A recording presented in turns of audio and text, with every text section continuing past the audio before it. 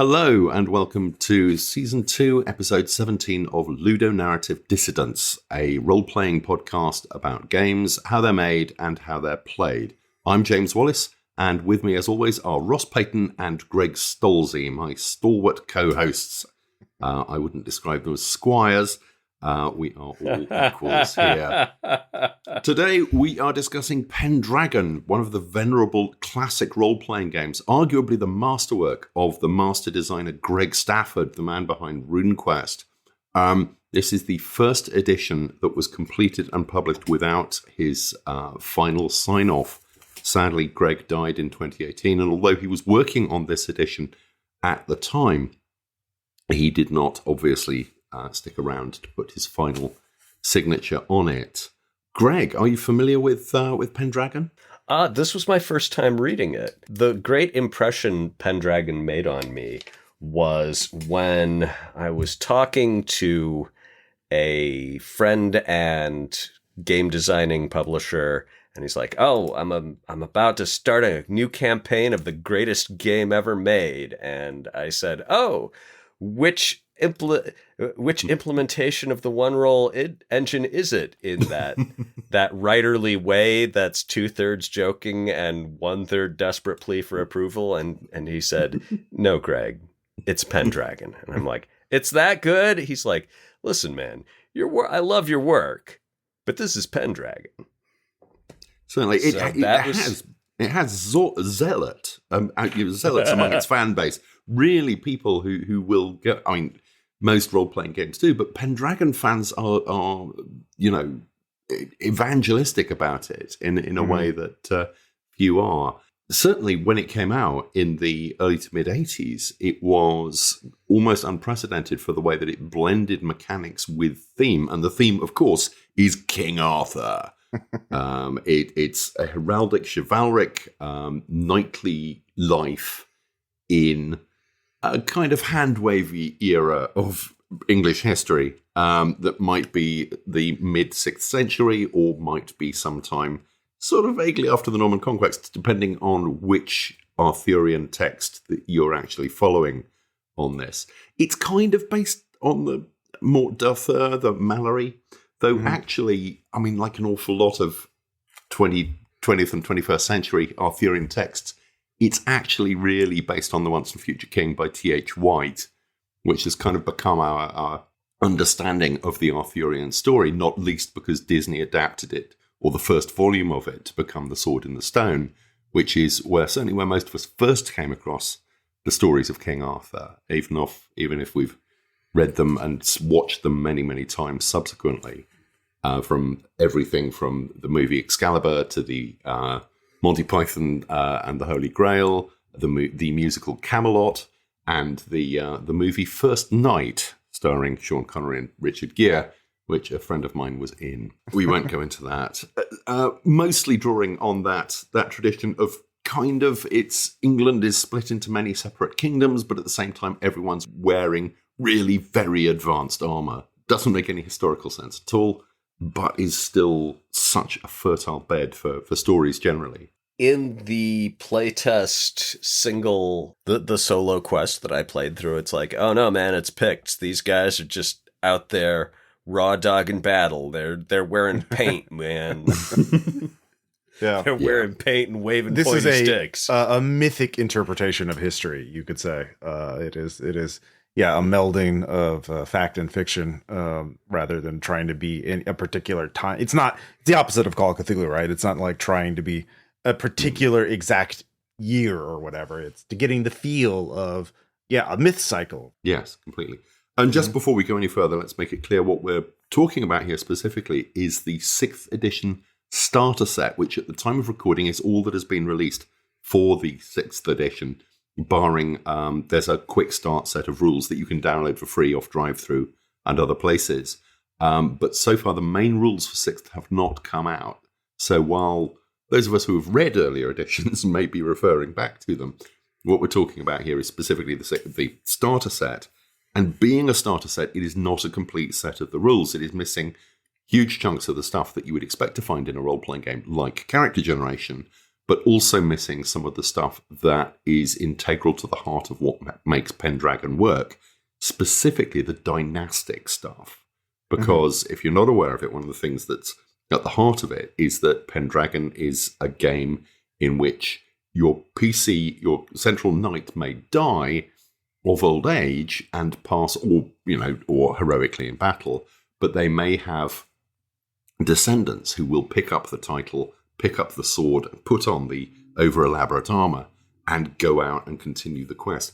The Great Pendragon Campaign, the massive multi-award-winning volume which Greg did write, which won the Diana Jones Award I forget which year it was. That takes 85 years of game time, and this is not a game with elves and dwarves in it. So that's about 3 generations of player characters to complete the whole thing, basically the entire Arthurian cycle.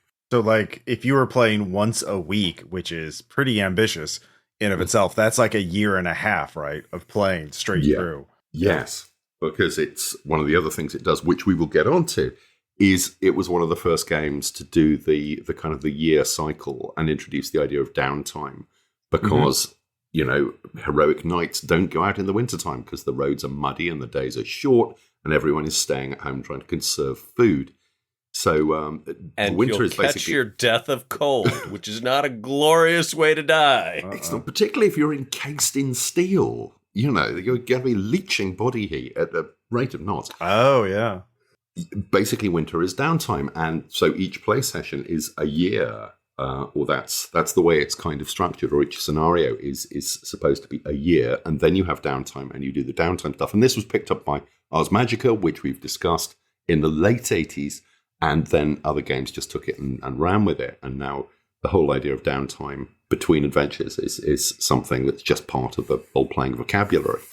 It really was. It was a groundbreaking piece of design when it came out. It was doing things that it took a lot of other designers a long time to pick up. When was the last time either of you played an ongoing role-playing game campaign where everything that happens in session?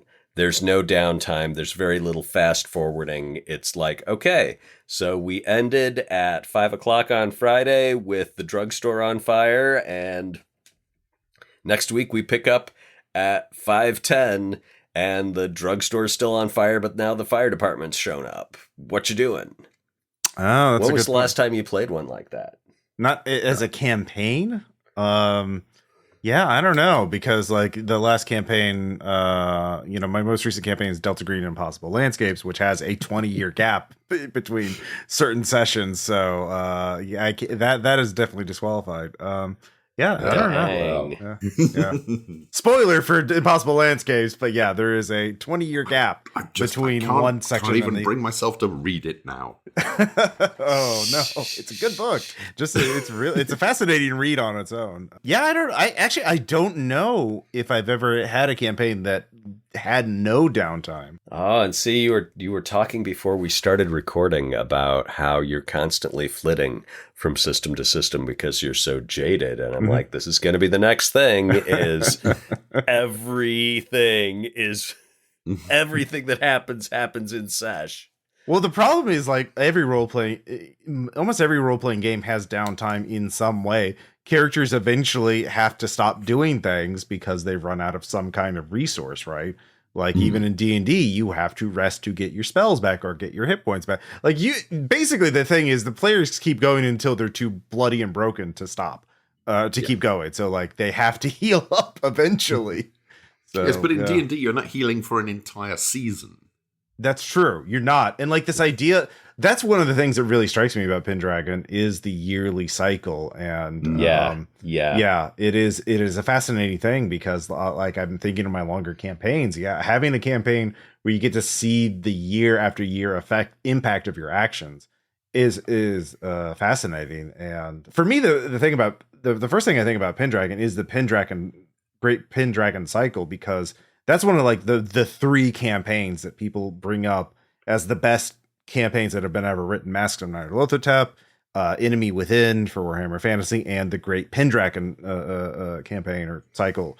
And like those are it. Those like everything those are put on pedestals, and such a high standard, and like that's the first thing I think of when I think of Pendragon is that like Greg Stafford nailed it back in the 80s, and we've all been just copying him ever since. Basically. As an aside, do you know where he went to college? No. Nope. Beloit College, where my wife took her new job, meaning that I moved here in order to become the second most renowned role-playing designer from this town, named Greg.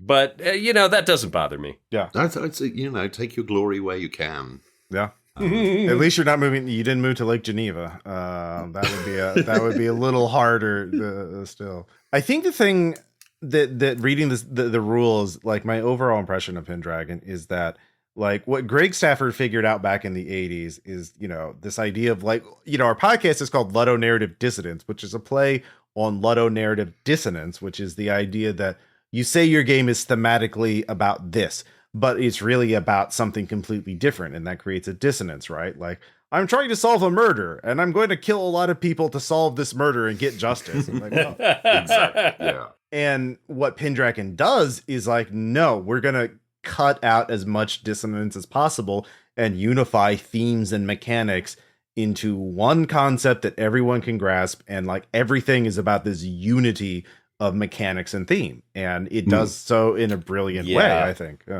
Yeah. Completely. Can I digress heavily into a metaphor about like late 80s comics? Sure. Okay. As long as you wrap it up and bring it back, go.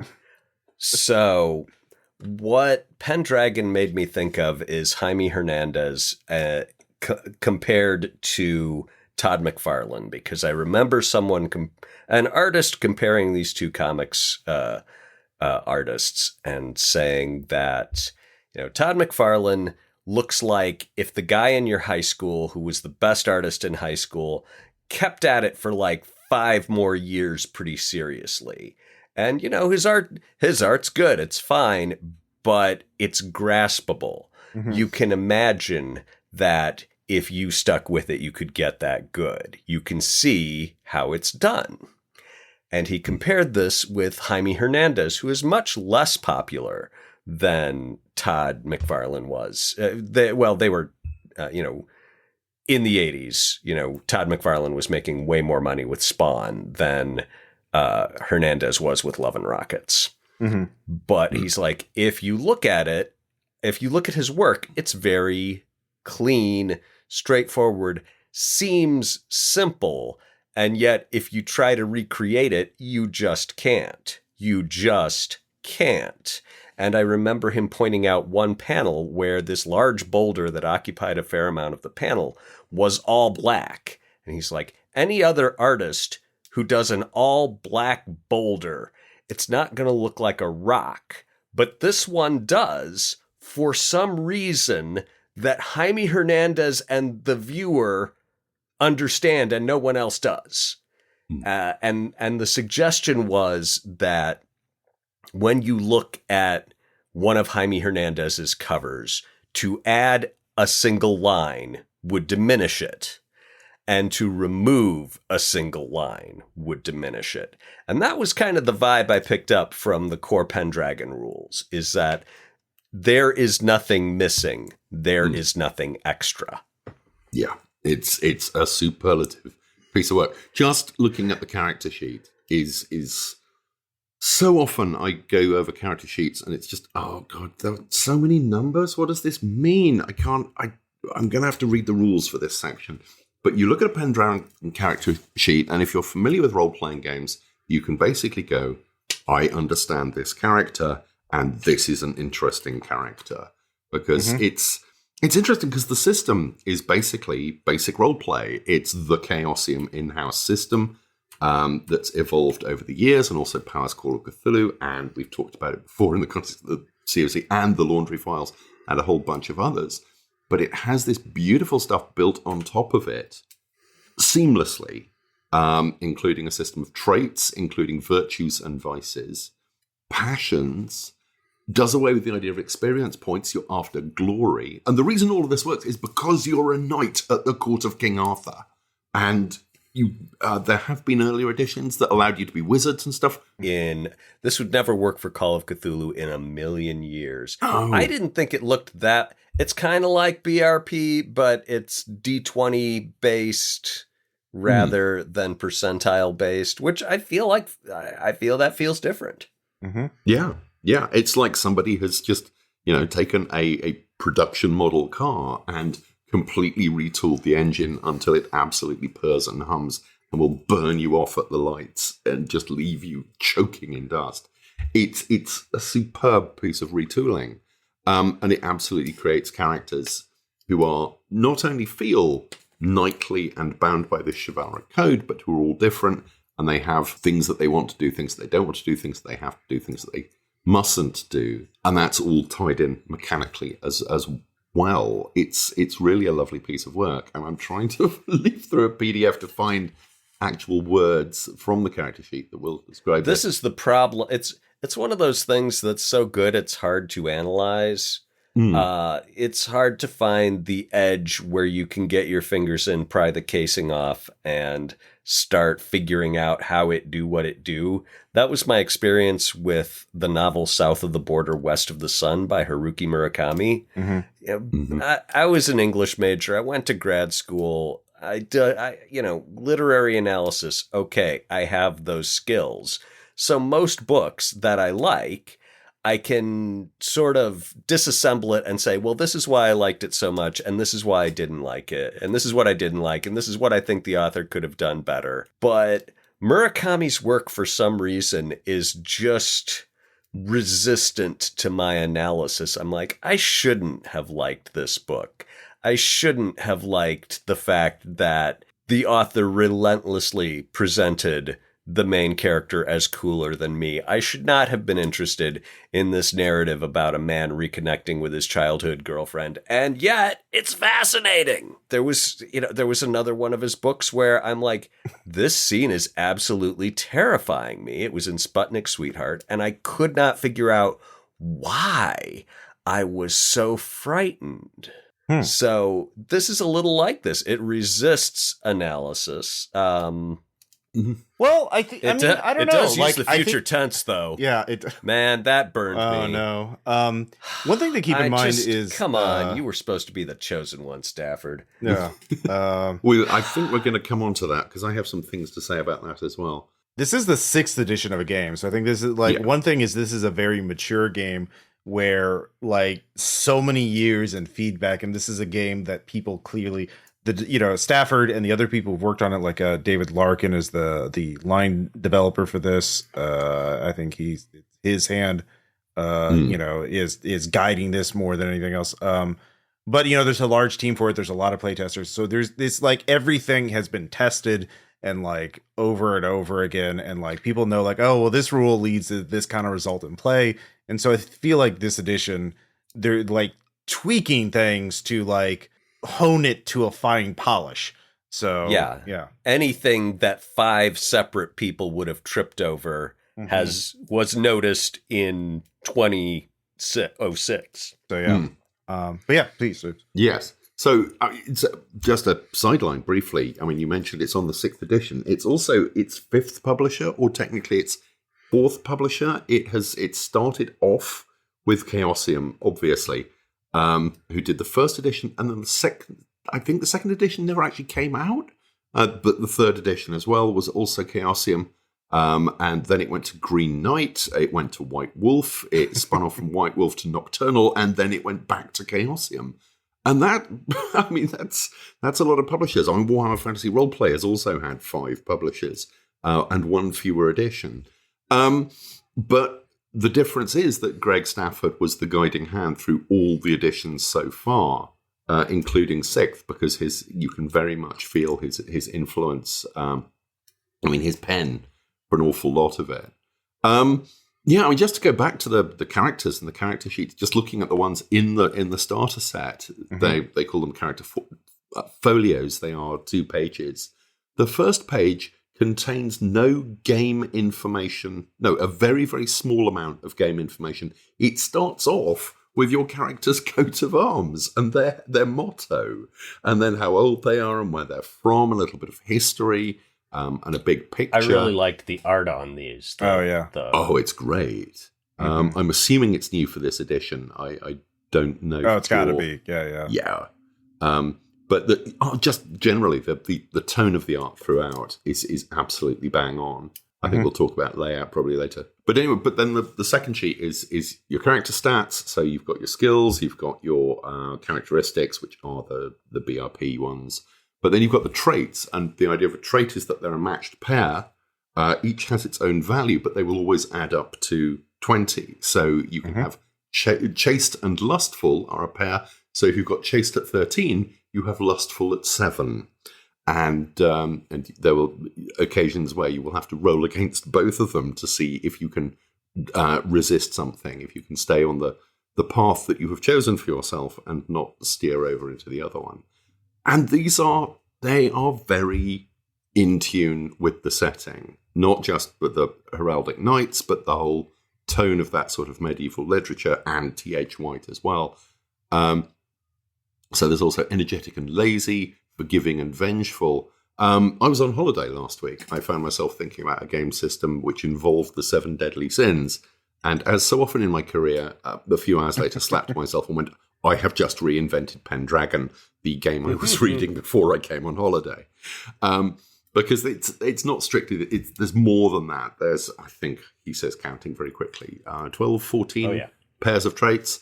But they are based very much on this kind of...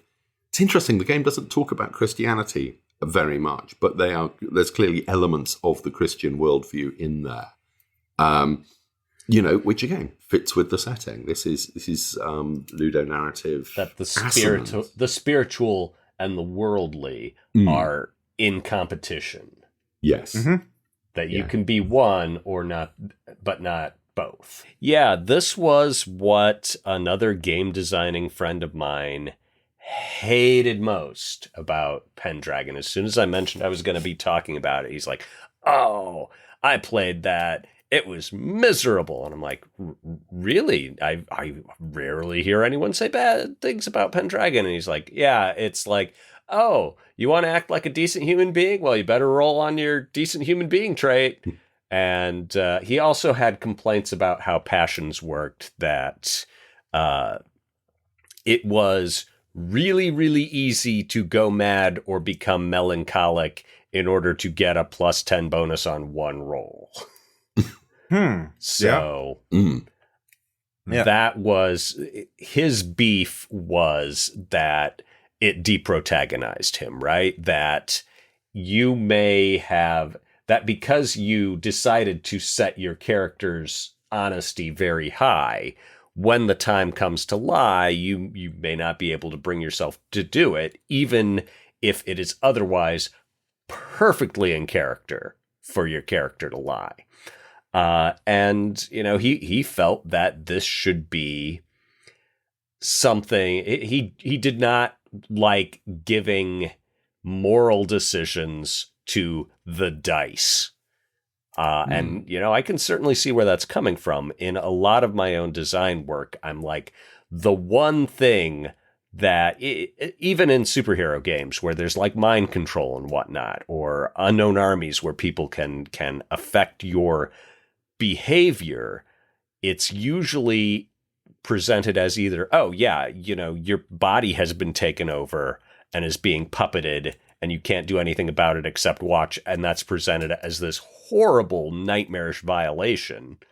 Or it's, oh yeah, this is affecting your emotions, and you really, really, really want to do X. And the player's like, well, do I have to do X? No, you can choose to not do X. It'll cost you. You may not want to pay the cost to resist doing X, but you can always do it. Your enemies cannot force you to do anything except die. They cannot make you decide to do X. They cannot change your opinion about Y. Whereas Pendragon, and you do pick what your traits start at, but it's largely, the dice can have a big effect on what your personality is. And the other designer I talked about, the one who was like, it's the greatest game ever written, loves Delta Green, where you are rolling to see if you maintain control of yourself, if you flip out, if you go have a psychotic break or some kind of profound emotional breakdown. So one guy who loves games where the dice may deprotagonize you for horror or for drama loves Delta Green and Pendragon. The other guy was a D&D designer where it's like, no, you can't. I might, have to take a saving throw to avoid being dominated into suggestion, but I don't have codified mechanized personality traits. No, nothing on the character sheet about personality at all. Which means that the D&D players have perfect character freedom in a way that an Unknown Armies character does not. Or a Pendragon character, yeah. Oh, certainly not a Pendragon character. And, a lot of the D&D stuff, it's like, oh, I am lawful good, but I am going to choose to torture these unarmed captives for information. But I'm still lawful good. That doesn't sound very lawful good to me. Well, but it's for the greater good, and I'm legally allowed to do it. Mm. And so, some versions have, it's like, oh, I think you may have just slipped from lawful good towards lawful good with some neutral tendencies. And you keep up like this, you're going to be lawful neutral or maybe even neutral evil. And then the players but it's not mechanized. There aren't numbers attached to this, and the player may get extremely defensive. Like, no, I'm lawful good. Yeah. No matter how many awful things I do. Yeah, that's true. Because at the heart, D&D is not interested in this issue. It's not interested in moral dilemmas. It's interested in tactical monster slay. Whereas Pendragon, there's literally a thing in the adventures talking about how captives are kept and what the moral dilemma is. It's all about the moral dilemma in Pendragon. That's what the game's about. If you don't care about these moral dilemmas, then Pendragon's not going to appeal to you. If you're not interested in being scared, Delta Green's not going to appeal to you. Like this is what I'm talking about, the thematic unity. I feel that might be unfair. I mean, you've heard my opinion. You don't get to choose your emotions in real life. Like, emotions happen to you. That's true. And so, it's Pendragon. These are passionate characters. These are people who are brimming with energy and ideals and literally passions. And that's the and the whole game is about Arthur's vision for a better world, right? It's about building a better Britain, about creating peace and making something, and that struggle versus our earthly flaws. Can we, Arthur is a very Christian thing about can we resist sin and do the right thing, or are we doomed to failure? And but is it worth trying? It's answering these big questions, and that's what it's about. I hate to saddle up under the banner of defending Dungeons and Dragons because I feel it has many, many very able defenders. Mm-hmm. But saying that it is disinterested in moral dilemmas, it is probably does. I've got a statement. Okay, I've got an argument to advance. That should be complete. That should be completed before you demolish it.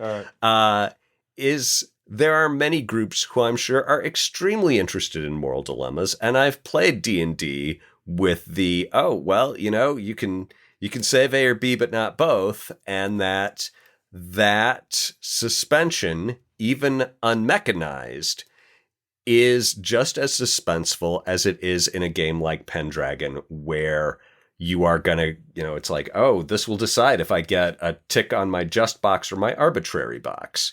Just because an aspect of roleplay is not mechanized doesn't mean it can't be present. And I'm sure that in many D&D games, it isn't, because they aren't interested in creating psychodramas. Psychodrama is necessary in Pendragon, and that's why it's mechanized.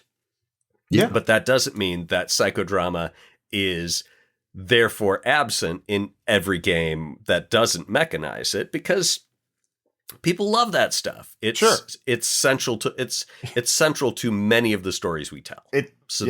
Most of them probably, if you looked at them. But I would say when I say D&D is not interested, I mean like the rules, the text, like, because as you were just describing the Ludonarrative dissonance of being like, I'm lawful good and I get to execute prisoners because it's lawful and I say I'm good, therefore.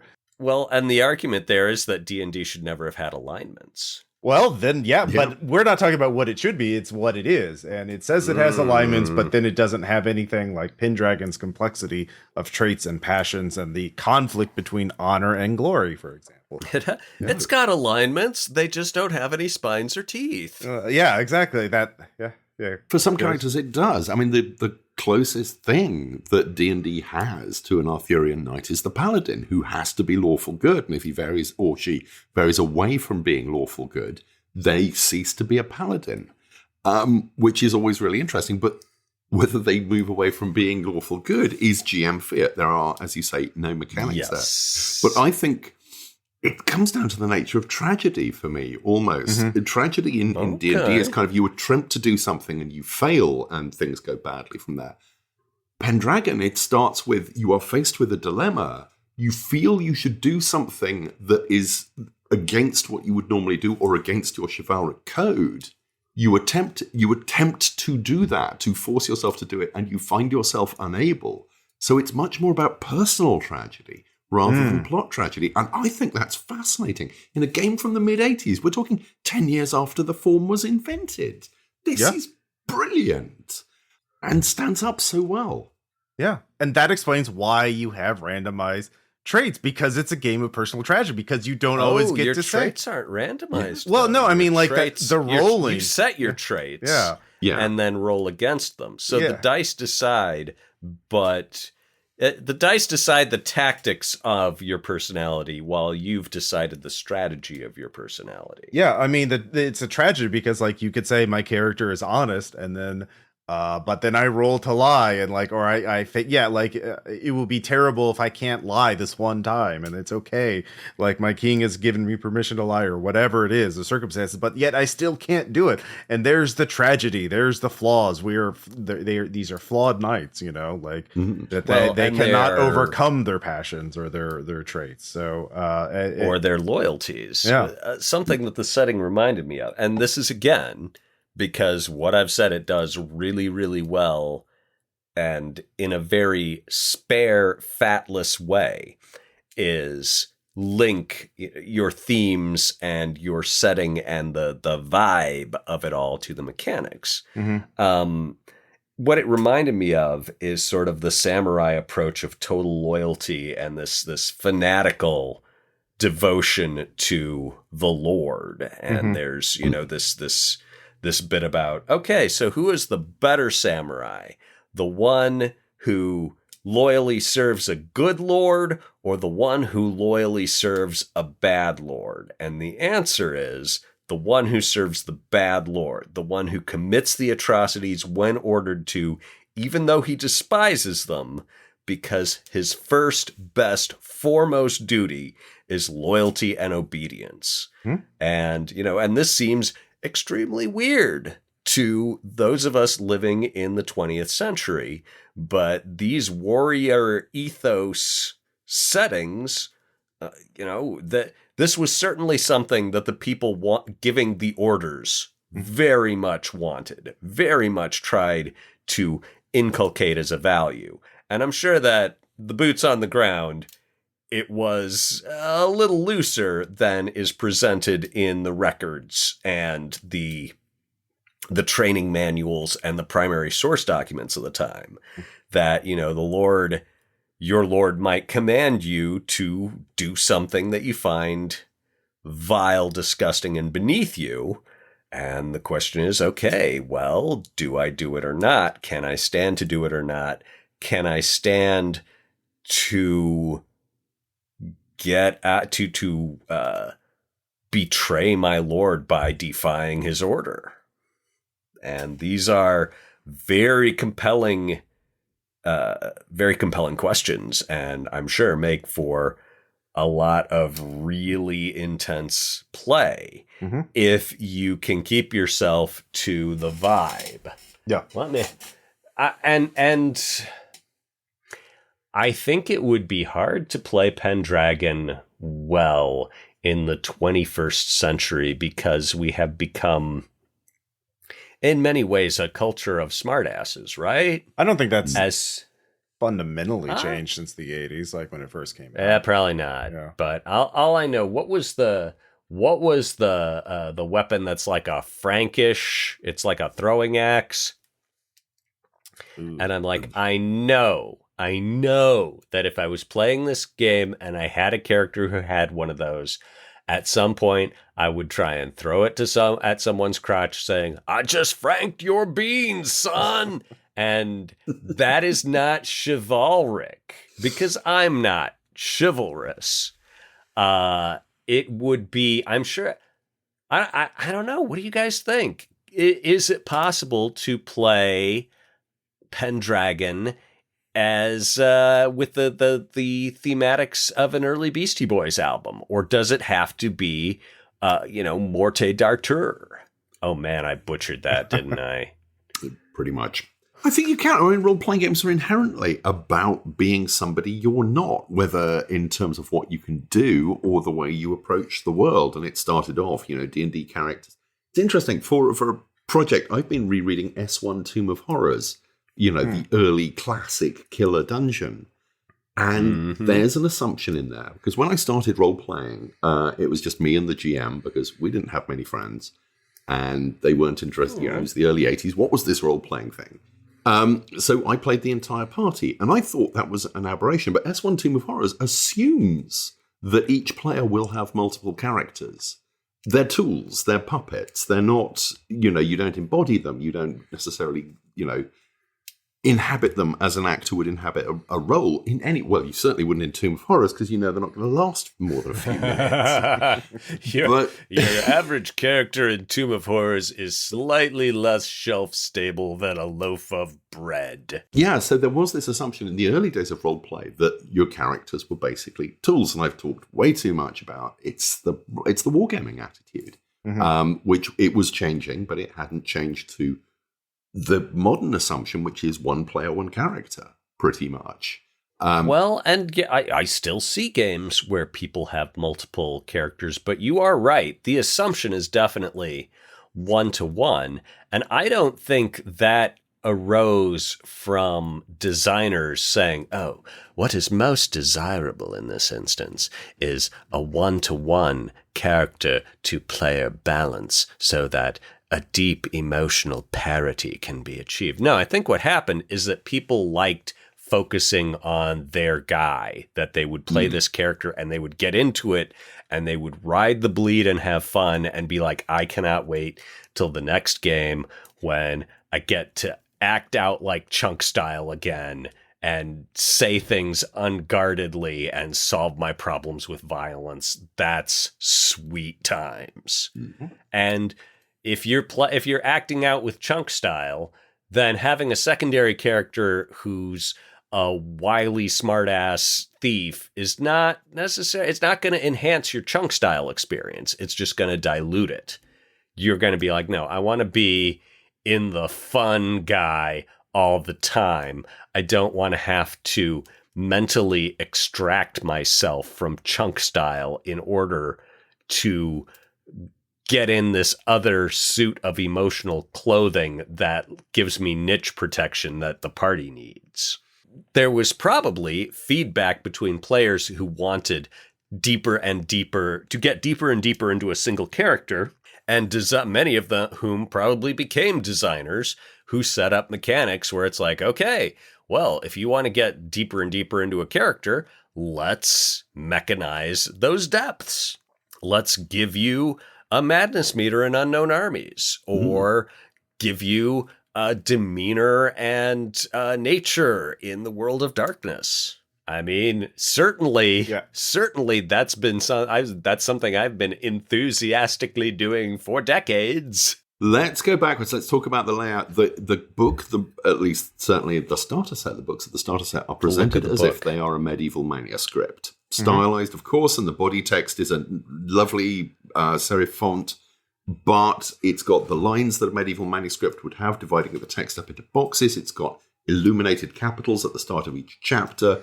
It's got little marginalia illustrations taken, I think, actually from medieval manuscripts. Those are the best. Or redrawing of medieval manuscripts. Yeah. I love those marginalia. I would fight a biker for those marginalia. Yeah. It's so good. It is beautifully presented, and yet with all of that, their columns are frequently not balanced, and it's just I'm sorry, it's such James. a shame. I know. Yeah. I know how much that it's a pain. This is what it sounds like when doves cry, James. Yeah, the starter set might have been rushed, but yeah, it's hopefully it's a full book. What's the rush? This game is from the 80s. Why is gotta get it? Gotta get the starter set out for Gen Con in time for Gen Con. Yeah. I suspect that was probably it. There are a couple of moments in here where I just felt that needed one more pass. Yeah. There is a moment in the adventure which we'll come on to. It's a starter set. There's a bunch of stuff in the box, but the three fundamental books are a big solo adventure, which introduces the mechanics as you go through it and starts you off as a squire, and then you become a knight. And then there's the rules, or the cut down version of the rules, and then there is the sword campaign, which is in 4 parts, I believe. Well, there's 3 adventures. 3 adventures. It's called the sword campaign because it's like the beginning of the Great Pendragon campaign. It's about Arthur getting his sword, becoming a king, and being witness to it. Getting his 2 swords. Yes. And so that he can dual wield. Yes. For those who are unfamiliar with that, the sword in the stone is not Excalibur. And the number of arguments I've had about this is like, no, I've written a book about this. Because I should say at this point that the first role-playing supplement I ever wrote was for Palladium's After the Bomb series. And the brief I was given by Kevin Simbida was, it's the UK, it's after the bomb, all the animals have mutated into humanoids, the humans are the bad guy, and King Arthur's back. And so I wrote an Arthurian post-apocalypse setting for Teenage Mutant Ninja Turtles. So the reason I mention this is I've been here. I have thought specifically about telling the Arthurian cycle, or at least the first part of it, within a role-playing context. And I have notes on the way that the Pendragon starter set handles it. Specifically, the solo adventure starts off with you as a squire in the same household as the young Arthur, and takes you through and introduces you to the mechanics and all the rest of it, the setting as well, and the family and stuff, and ends at the moment where you're standing beside Arthur as he pulls the sword out of the stone and is proclaimed king. And then you get to the first adventure in the book in which you are not this character. And it basically retells that bit of the story again. It's your part of it. You're a squire in a different household going to London for this big tournament. And you bump in, you spend a day in London, you bump into Merlin and stuff, and then the tournament starts. And the same incident, Arthur pulls the sword out of the stone, only you don't know Arthur at that point. And so there's no flow. Surely what you should have done is taken the solo and then had the first adventure butt onto that. And it's weird. The other thing that the first adventure does is it does not foreground the characters. The characters are watching history. They are not necessarily, they are present, but there's at no point do they feel that they're at the center of it. Role-playing games are about putting your character at the center of it. You are the hero. You are, you don't have to be the main person, but you have to be involved in that action. Well, and there's a lot of bits where you're watching things, and you choose sides, and Arthur recognizes and calls on you later on. But I ran through it with my youngest and one of her school friends, and they are young teens. They're familiar with Arthur in the way that young teens are. I don't think they've ever read any of the books. It's not a story that they know well, and they were quite excited by it. And I could watch them not being drawn into this narrative. And I thought it was, they liked the characters, they liked the tournament, they liked the sense of medieval London and joshing around and even having their pockets picked and chasing the pickpocket. That was fun. And they had a very brief encounter with Merlin, because at one point you're supposed to see Merlin across the street and someone goes, "Oh, there's Merlin." And I beefed that up a bit simply because, yeah. I felt it needed another pass. Let's put it that way. I would have done it. I would have done it differently. In fact, I did do it differently. I'm not going to go into the long description of how I did it, but the thing I always try and preserve when I'm writing a role-playing adventure is that the characters' actions matter to the main story to an extent. And if the characters' actions don't matter, there has to be a reason for that. And there was a sense of kind of, in this sort of almost of history happening, and you could have missed it. If you turned the other way and gone, no, everyone's going this way, I'm going to go over there. This is, distracted by a pretty girl or pretty boy or pretty horse. You could have missed it. Given the description in Pendragon, that third one's most likely. It's true. The horses are well described and very important. So yeah, I there's some nice stuff in the adventures, but it did not grab me in. And it may be simply a matter of I would have done it differently. Yeah, I think the thing that is interesting is that that Pendragon asks you is like, you get to participate in King Arthur's, the cycle, right? The death of Arthur. But like the idea is like, we know how that story ends. Like we know the beat, like that is, and the thing is, so what the starter set is saying is like, you're gonna play along, right? Like, yeah, you gotta follow. There is no option for you to say, screw this, I don't want to. I'm gonna go find Mordred right now, and I'm gonna haunt him. No, yeah. King Lot is clearly right here. Me and the gang, we're gonna join up with King Lot and put a real man on the throne. There's no option for that. Yeah. Everybody knows Arthur's the guy. You do get glory, which is an important, like, not equivalent to experience, but an important, like, reward for player characters for witnessing events, for witnessing pulling him out of the stone, for witnessing him getting the sword from the Lady of the Lake and that kind of thing. And so it's a real interesting thing of like, this is why I don't think I could run Pendragon, because my players would be like, well, we're gonna change things. we're gonna kill Arthur and replace him, and we're gonna do this whole thing. Now when Arthur's guard's down, I'm gonna stab him and take his place. I'll be Arthur. How many people have actually seen his face? Exactly. Now that Clarence out of the stone. And I think Pendragon works if everybody would be okay with like, we're going to be participants, but we're not going to change the flow of history because it's written in such a way. But like, because this is a game, I think that's more of a character study. It's about your own personal journey, your own, like, how do you rise to Arthur's level? Do you live up to his ideals and suffer for them? Or are you going to give in to temptation and become Or are you the guy that Arthur's just shaking his head at sadly? Yeah. Are you going to disappoint Arthur? It's like, okay, here's the Continuum Pendragon crossover, is that you are time travelers who know how it all plays out. You go along or you disrupt things. And what this immediately made me think about was so many angry internet comments of the mid-White Wolf aberrant era. And people were livid at the idea of metaplot, which was that, okay, each book that White Wolf publishes advances a meta plot that the characters can't change, and that, I'm just watching this fight between their superhero and their supervillain, and I can't, I can maybe get a few swings in on one side or the other, but the end is preordained. I'm impotent. I can't change this plot. I can't do anything to Cain in Vampire. I can't do anything to Divis Mal in Aberrant. I'm just some dude on the periphery. And so, I mean, it would be like if you were going to play the Great Star Wars campaign, and it's like, okay, so are you going to help Gold Leader, or are you going to disobey his orders and yell at him for turning off his targeting computer?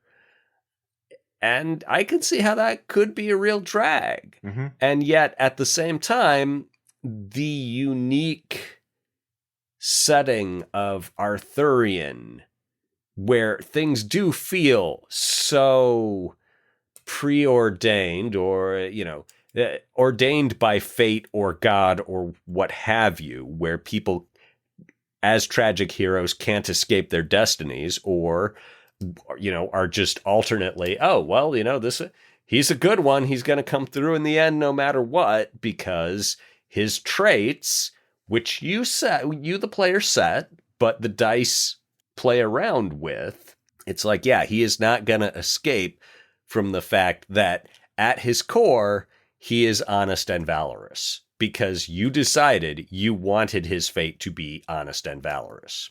By the way, James, I looked at the intro adventure and I'm like, damn, James is right. Page 3, those columns aren't balanced. So that you've infected me with that. Congratulations. It's one of those. It's like the future conditional. Once you're looking for, once you're you aware of it, you can't stop. It's like a kick in the shins. So again, we're back to my friend's argument that this deprotagonizes you. It's like, okay, I'm going to be along for the ride while Arthur rises to power. And if the dice say that I'm a brave, loyal, noble knight, then I will be. But if the dice say that I'm suspicious, lying coward, then, well, I guess I'm going to get to play through that and watch him deal with Pellinor. You need to be a player who enjoys seeing their character in like suffer, like to go through some shit, like not to win, but to have conflict. The character who does the right thing because they know it's the right thing, even though it's the wrong thing for that situation, and suffer the consequences. I mean, I would probably love this. I can absolutely see people. I can absolutely imagine players who would hate this and not be in any way objectively wrong. It's just like, no, I don't want to do that. I don't want to have to play the role of a tragic character brought low by his hubris or whatever. I want to be in the driver's seat instead of sometimes just having to accept that I'm shotgun. There's other games for that. Like, this is not that game. Certainly. And I'm sure there's I haven't read the Great Pendragon campaign. How determined is the end? That's it. Like, yeah, we'd have to read that. Like, I think you could also do a campaign once the full book comes out of just like, you could probably put the Arthur stuff like in the background, right? Like, your knight's questing in King Arthur's reigning, and we're just going to say he's going to reign for a long time. So we're not going to worry about the beginning or the end of Arthur's life or his journey. We're going to worry about your knights and what they're doing. In intensely perverse edgelord that I still in many ways am, I would be tempted to run the Court of King Lot campaign. And I would present it from front to back. Arthur's wrong. Arthur's bad. He's a bad king. He's not right for England. Who is this whelp? Yeah. What? Yeah. Why is Merlin the son of the literal devil so fired up to get him on the throne? That's not suspicious to you? It's suspicious to me. Well, one thing we should also mention is that the character folios, one thing this edition does, I don't know about previous edition, is it's like there's not just like male knights, female knights, there's also pagan knights. You have a diversity of options for characters, like not just household knights, but mercenary knights as well. So you could do like the 13th Age as a camp, or not the 13th Age, the 13th Night, the Antonio Banderas movie, where he went to the 13th Vikings. Warrior. 13th Warrior, yeah, sorry. There's a lot of 13ths. So you could do a lot of different types of sagas or campaigns set in this area. And you could do outsider knights. You could do knights who don't fit in, knights who are there's on different Appendix characters. E in the book 3 is mercenary and household knights and the difference between them. You know, mercenary knights who do not have loyalty to any particular lord, all the rest of that. And, you know, it's been done in other games. Dragon Warriors, which I used to publish, the idea was that basically the fighter class in that, who were called knights, you'd come back from the Crusades. These were not our Crusades. That it was a holy war. But they'd come back to discover there were no jobs for them, so they were just roaming the countryside looking for whatever work or meat or money they could get their hands on, which worked really well as a piece of background setup. But it's completely foregrounded here. It's in the starter set. It's that important enough to make the distinction between you don't have to swear loyalty to an existing lord. You can just be wandering the countryside. There's references in the adventure itself to robber knights, knights who have gone to the dark side. Mm-hmm. Yeah, that like it talks about like high glory, low honor knights that are like very skilled or powerful, but also like given to their, you know, worse, they're vengeful or they're lustful traits or they're cruel traits, you know, rather than merciful, for example. So yeah, you could totally play that, and like that's something to explore. But one of the sample knights is a pagan woman, and I'm like, okay, good times. And she's the one who's like, why would I not use a bow? What do you mean it's dishonorable? Yeah, it kills people. It's great.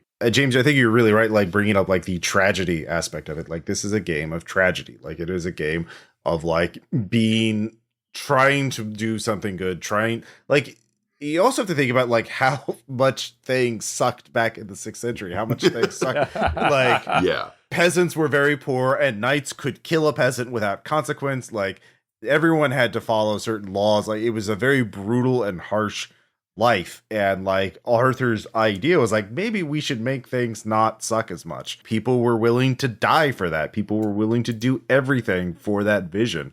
And at the core, this is a game about. You're telling me life doesn't have to be trash? Yeah, sounds fake, but I'm in. Yeah, exactly. And that's are you going to rise to that call? And like I'm really interested to read the campaign now too, because I want to see what other kind of adventures. Because the adventures here aren't just like, they're not dungeon crawls, right? There's a jousting tournament. They have rules for that. They have like there's a mass combat system, and they also have like, let's establish relations with other kingdoms, which are just like that county over there. Like it's just like within a horse, you know, with a couple days journey on horseback. So things were very small. There weren't as many people back then, and like it's everything is much smaller in a lot of ways. Like you just a few gold coins, you know, a few horses, a few weapons. That's all you had to deal with, and that's if you were well off. Yeah, and though the initial adventure it's quite railroady, as you would expect. This is the starter set. What it's showing you is the tone and style of how adventures work and the sort of encounters. And there's some great moral choices. There's some horribly obvious ones. There's one where a bunch of peasants come up to you and go, "Do you want to help us rob someone?" And you know, you can go. Yeah, but the guy there's the guy nuance they're in asking you to help them rob is the guy who just ripped you off. Yes. Do you want to help us rob this asshole? But the game just makes it kind of clear that if you do that, then essentially that's game over. Yes, you get some money. No, you completely fail the rest of the mission. But the rest of it, yes, it's railroady. Yes, it's kind of intro level. Yes, there's a weird emphasis on battles. There's a lot of battles going on in this. And the battle system I have issues with it because it didn't feel, it's not the way I would have done it. I will stop saying that. It doesn't feel as smooth. Is this an old Stafford design, or is this something that got tipped in later? Because it doesn't have that sort of glossy, smooth, mechanical feel that the character stuff seemed to have. It's clever. I mean, the last time I read an edition of Pendragon was in the 90s. I don't remember the battle system, but that's a while ago. Yeah, I agree. It doesn't feel as smooth. And it's a scripted battle system as well. It's not purely random, but it doesn't feel, again, like your characters being foregrounded or necessarily important in what they're doing. And it does feel like the outcome is probably preordained. Well, in the starter, the sword campaign, it says these battles in this adventure, the end is preordained. In other ones, it may be anybody's ball game. Mm-hmm. Yeah. So yes. That there we're back to the, well, are you okay with the advantage of an Arthurian game is that everybody knows what it means and how it goes. Mm. The disadvantage of playing in an Arthurian game is that everybody knows how it goes and what it means. And you can't customize it very easily. Once you meet Mordred, your players are going to be this motherfucker. Mm-hmm. Well, we know he's bad. And that is, on one hand, okay, great. We're all on the same page. Mordred's bad. How do we thwart his wiles? And on the other hand, it's the deprotagonizing metaplot complaint is that maybe I want to like Mordred. Maybe I like the cut of Mordred's jib. Maybe I think Mordred would be a better king. He seems to be of managerial I can timber. fix Mordred. I can fix Mordred. That's Yeah. oh. I'm is- going to remember that. The point I was we need to make that a bumper sticker. Yeah, James. The point I was making about the adventures is they are big scale. It's the stuff you are doing is altering the fate of kingdoms and possibly the country as a whole. No major spoiler. It takes you up to the moment where Arthur gets Excalibur. It's eventful stuff, and it's following the established traditional retelling of the first part of the Arthurian cycle, which is very much about him unifying the country to, well, first of all, getting people to admit that he's king, and then unifying the country to see off the Saxons, pretty much, and other external threats. And it does, even though sometimes you're sitting in the, it feels like you're in the second row rather than the front row as player characters. The stuff that when you get to do stuff, it does feel like this stuff is important and it matters, and the decisions you have to make are often quite big decisions. I mean, a lot of the stuff is very cool. Yes. In the solo game, it's like, okay, do you stand up to King Lot knowing that you're just some snot-nose and if he decks you, you're going to stay decked? And it's like, no, fuck that guy. Standing up for my friend Arthur is the right thing to do. Mm-hmm. And I got decked. But Arthur remembered. Yeah. Well, I mean, that's the thing is you're never going to be the front row because like the front row is King Arthur. Like those are named characters and you can't you're never, like I want to play Star Wars right along, well, okay, unless you want to literally play Luke and Han, like then there's like other spotlight characters and you have to acknowledge that, or we have to play in an entirely different section of the galaxy. As the game designer, I'm like, okay, how would you play a game where it's like, okay, one of you is going to be Arthur and one of you is going to be Lancelot.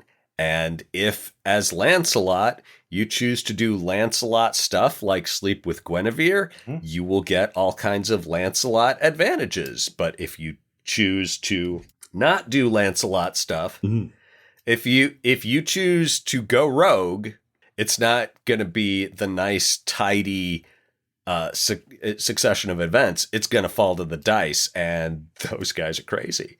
Yeah. If you want to play a cowardly conservative Arthur, do it, and let's see how that alternate universe plays out.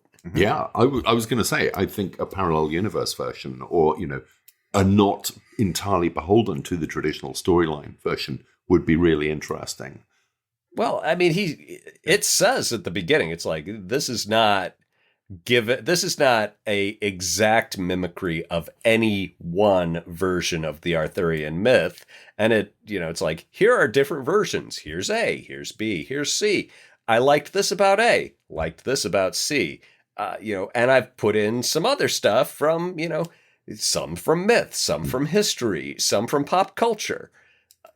just trying to get it to be its own version of, its own variant. Yeah, and bits of it are very familiar, or almost familiar. There is the encounter with Sir Pellinor, which, if you know Arthur, you'll go, oh, yes, that. And if you know Monty Python and the Holy Grail, you'll be going, oh, the Black Knight. Okay. It pings our memories of almost folk memories, or almost, particularly if you're British. This stuff's ingrained because here it comes. There's a lot of it around. There is also, footnote, a moment where in the adventure where you go up, as the player characters are given some pre-written questions and pre-written answers from a peasant. The pre-written question is, "What's your name, old-timer?"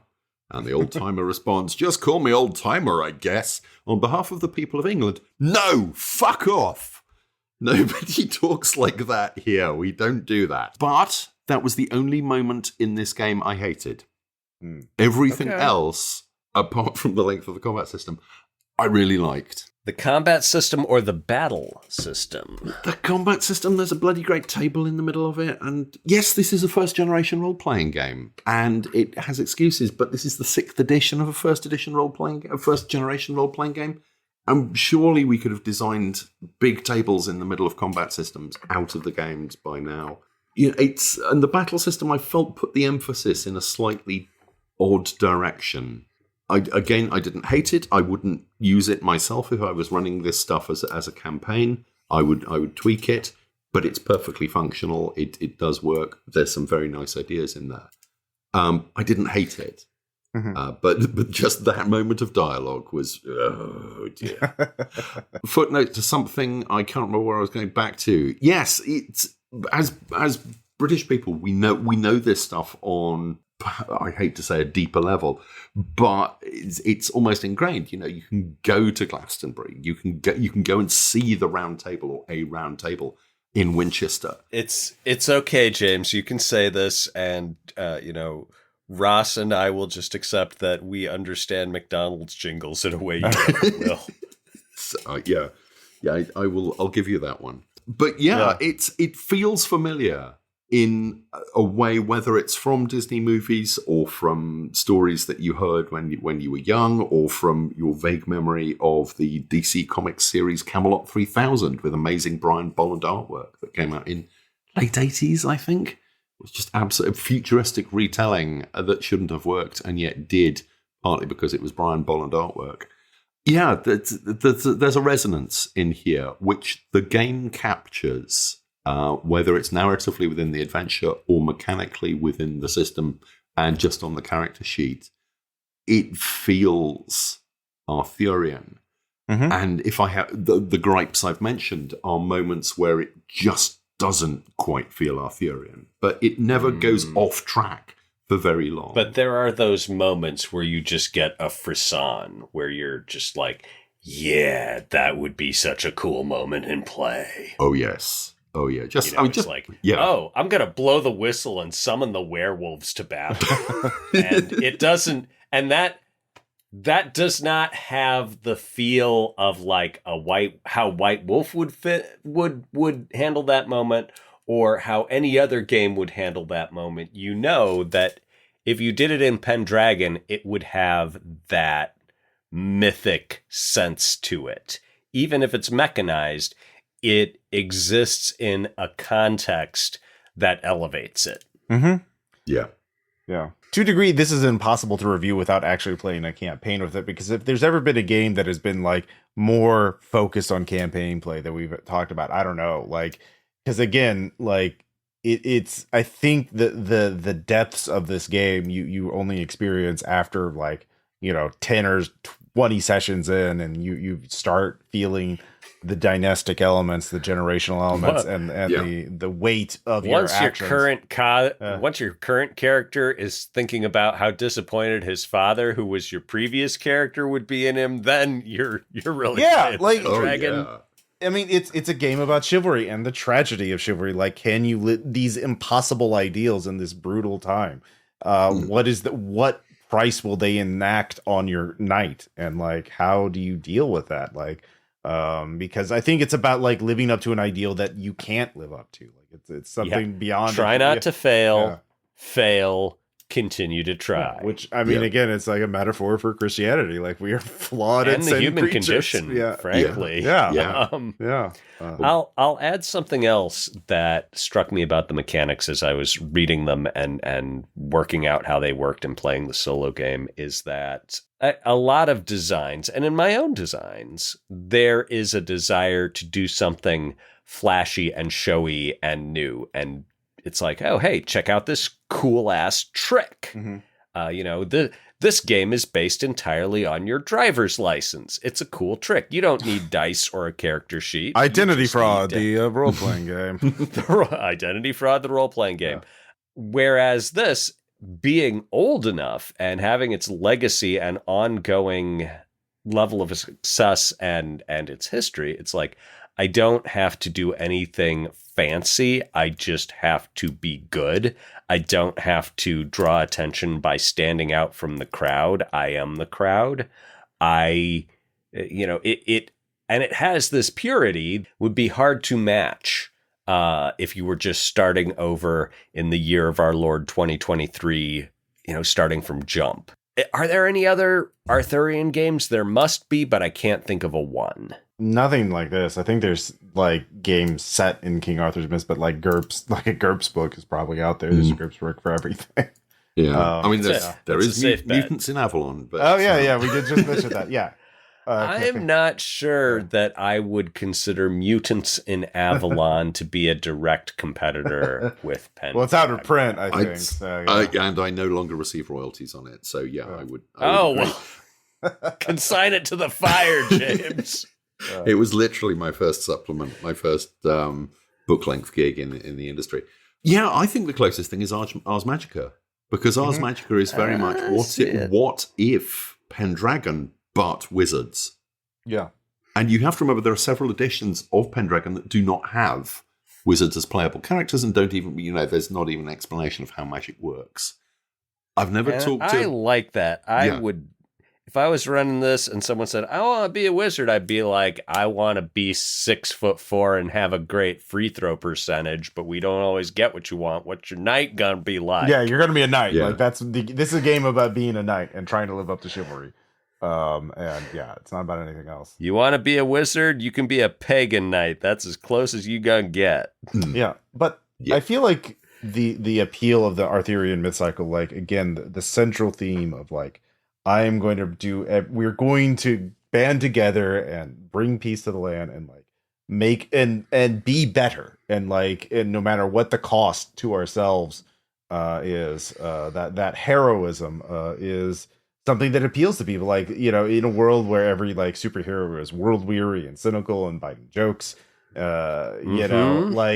this is what I was saying. Yeah. It's the age of the smartass. Yeah, but like it's very hard to be sincere in the 21st century, and the Arthurian myth exists before the advent of sarcasm. Well, but like I just recently encountered like something that actually reminded me of King Arthur's cycle, which was Zelda Tears of the Kingdom, which has a plot about fighting evil, saving a princess, and there's actually they're called sages in the game, but you literally have a scene where a group of people come to a round table and swear a vow to their king to defend the kingdom against evil. And like the whole game has a very sincere view of heroism. Link has to do these impossible things to save the day. And, he fights. And so does Zelda. Zelda has her own quests she has to do. And like, it's a whole thing.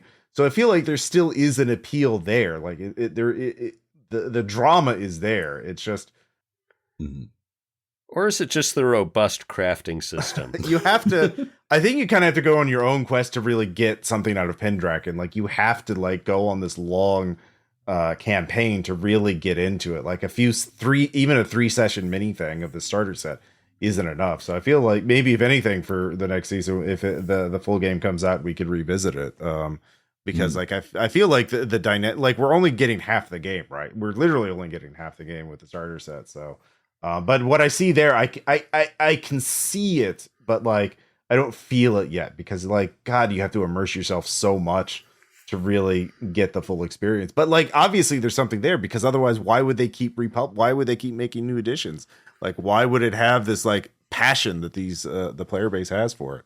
So yeah. To drag it back to comics briefly, it reminds me of Astro City, which Kurt Busiek. Astro City's brilliant, and it's so great, and it's so smart, and it's so clever and beautiful, and like every few years it's a different publisher, and it's like it started at one publisher that couldn't make it economically viable to continue, and then some other publishers like, well, it's so great and smart, surely it will make it great, smart, and profitable. And then they try, and then a few years ago, and someone's like, well, those first two didn't really grasp Astro City, so I'm going to take it, and it's going to be this huge thing that will be smart and beautiful and profitable. And then it's had, how many publishers has it had?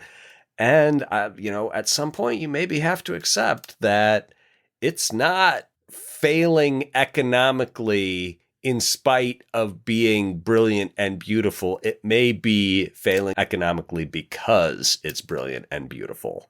So I'm happy to see something like Pendragon that is brilliant and beautiful, and apparently, hopefully, economically viable at all as well. Mm-hmm. I mean, it would be great if we didn't have to think about the money when we consider how good a game is, but this is the cage we built for ourselves.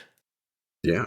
I mean, it looks to me as if Chaosium are giving it the same treatment that they're giving Call of Cthulhu. There's this beautiful starter set. There will be a big revision of the rules, which will probably be a multi-volume edition stretching several hundred pages, exhaustive, nicely done. Some people will say there's too much of it, that it's too detailed, that really the true edition is, you should go back to the first edition, which you can still buy for $8 or even less on drive-thru.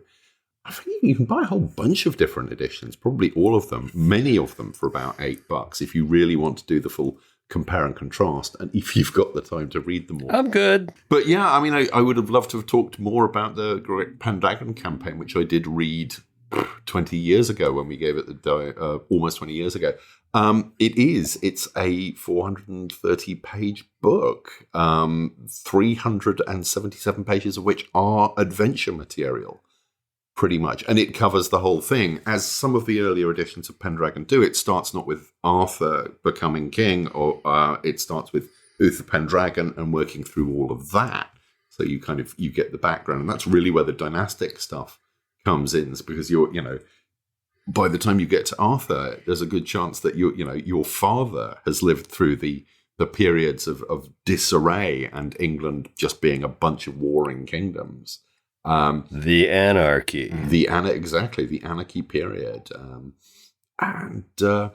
It's a fantastic setup. I think it's almost worth picking up the rules or a version of the rules only to play the Great Pendragon campaign. And yes, it's a story that you and many of your players will already know, but it's still one of the great stories, and it will not be told to you in the same way that you necessarily remember. And this is one of the interesting things about the Once and Future King, the T.H. White book as well, which I read through a few years ago, expecting to know it kind of as a refresher, and I really didn't. And White's, what he does with viewpoints and with the characters and your expectations is masterful. Book one is very much, it's kind of a book version of The Sword in the Stone, the movie, only with fewer songs. But that's where the great transformative battles and Arthur becoming different kinds of animals to learn about the world, that's where all of that comes from. But books 2, 3, and 4 are just extraordinary. And I had my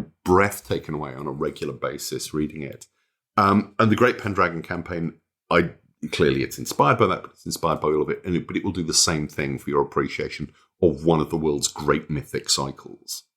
And then there are people who will, whether they go through that or they'll just read the new Pendragon rules and go, this is my game. This is, it does so much. Yes, it's a first-generation role-playing system, and still its roots are clearly buried in that. Yes, you have 5 attributes, you have skills.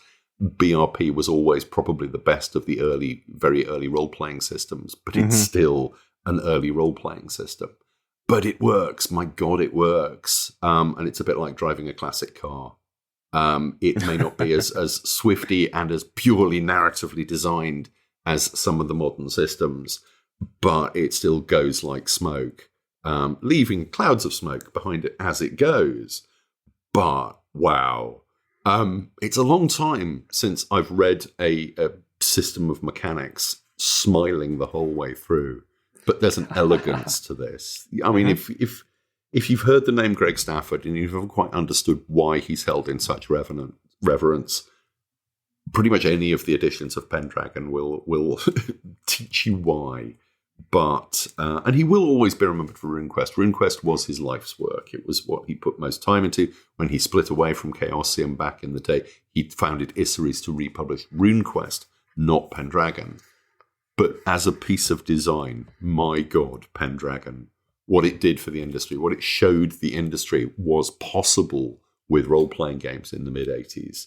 And at the same time, Greg Kostikian over at West End was doing amazing stuff with the Star Wars role-playing game, with the Ghostbusters RPG. But in terms, those are... they're beautiful at capturing a particular cinematic style. Greg is capturing a literary style, a style of pure storytelling, and it is a work of genius and great beauty. Meanwhile, all the fans are like, how many of these guys are named Greg? A lot of Gregs. James, earlier, when we were prepping for this episode, you linked to some series of blog posts on Chaosium talking about what they did to prepare for 6th edition and like what are the differences between this and the previous editions.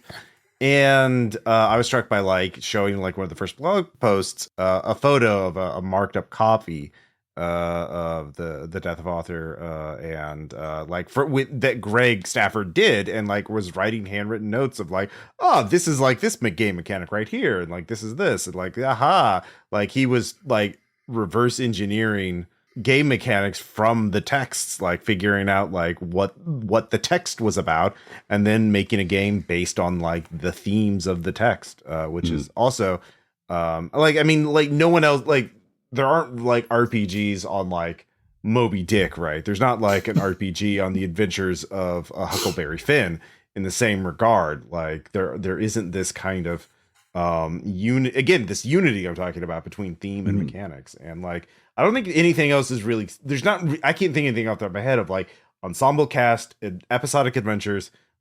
King Arthur is again, we're talking about the role-playing game coming from, all these sources. I don't know. It's just fascinating to look at all of these influences coming off of each other and creating new systems and games, and it's something to look at as a game designer, if nothing else, because you can see just the approach, and you can kind of reverse engineer how, if you read the books and looked at the game, you're oh, okay, here's how it happened, and here's where Greg Stafford was coming from, and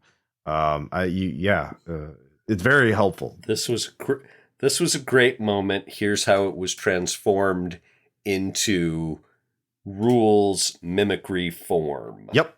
And it's great. Yeah. It's beautiful. I can't wait for the full game to come out. And I'm tempted to get the PDF of the previous version of the Pendragon campaign, which is on DriveThru RPG.